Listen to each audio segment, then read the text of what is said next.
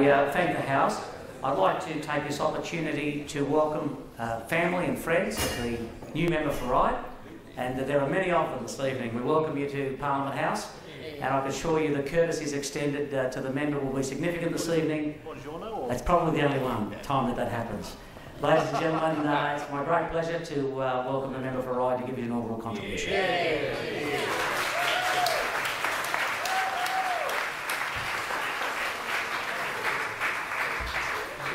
Mr. Speaker, I stand before you and my parliamentary colleagues tonight to deliver what I hope to be the first of many addresses in this chamber for the people of Ryde. There are a number of people that have played a part in my life in the terms of the path of where I've been and who I am that has taken me to this place here tonight.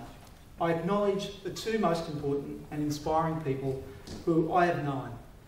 My mother, Josephine Dominello, who is here tonight, and my father, Frank Anthony Dominello, who is here with me right now in spirit.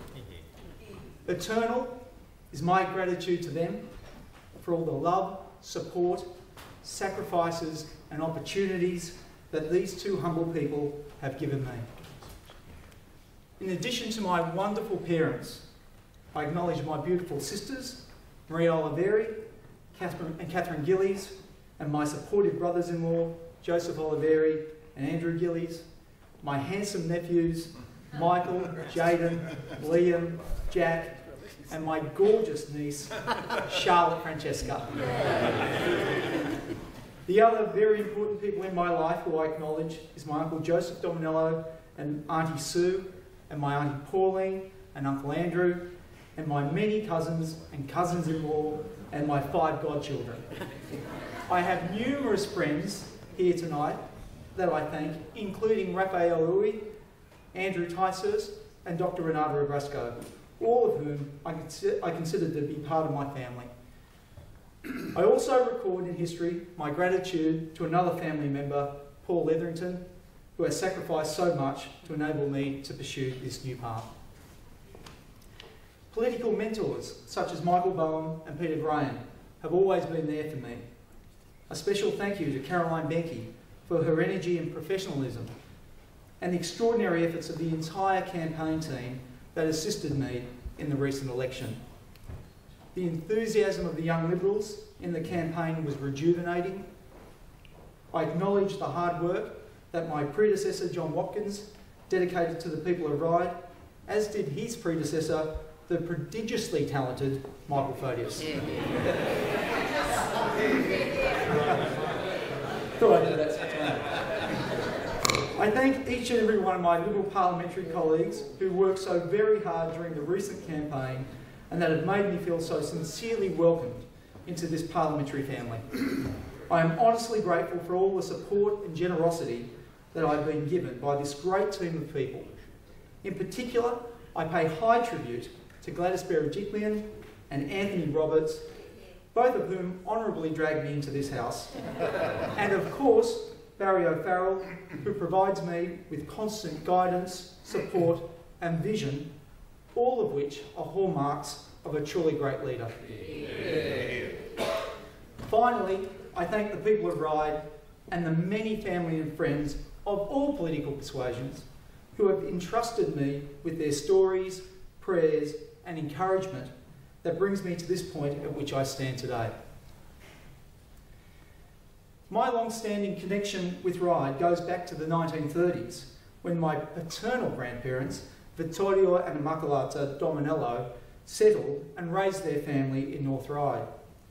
They established a market garden in the area and then went on to establish a fruit shop in Eastwood. The connection with the area also exists on my mother's side, when in the 1940s, my maternal grandparents, Cosmo and Teresa Ayema, settled and spent a lot of time working and raising their family in the Top Ryde area. Most of my family and I went to schools and churches within the electorate. I served as a councillor on Ryde Council for 9 years. Whilst door knocking in the recent campaign, I was comforted by the sea of friendly faces that reminded me of this deep-seated bond that I have with Ryde and her people. In this, my inaugural speech, it is important to me to outline the values that I bring to this house.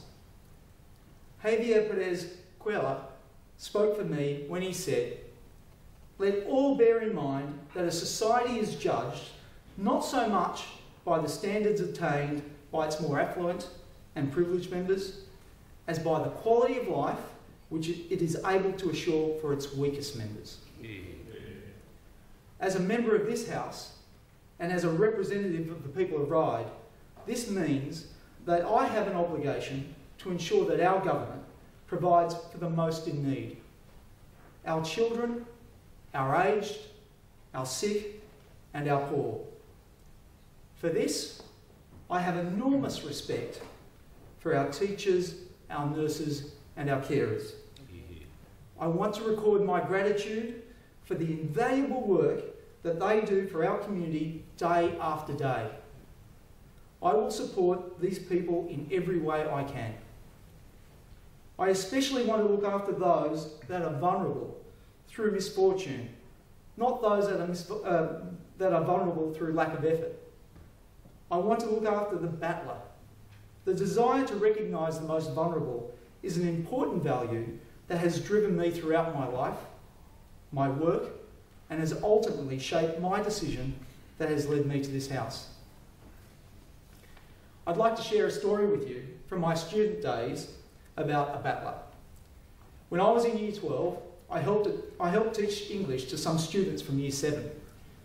I recall a boy, Anthony, who migrated from Lebanon and spoke only broken English. Anthony looked like a normal kid.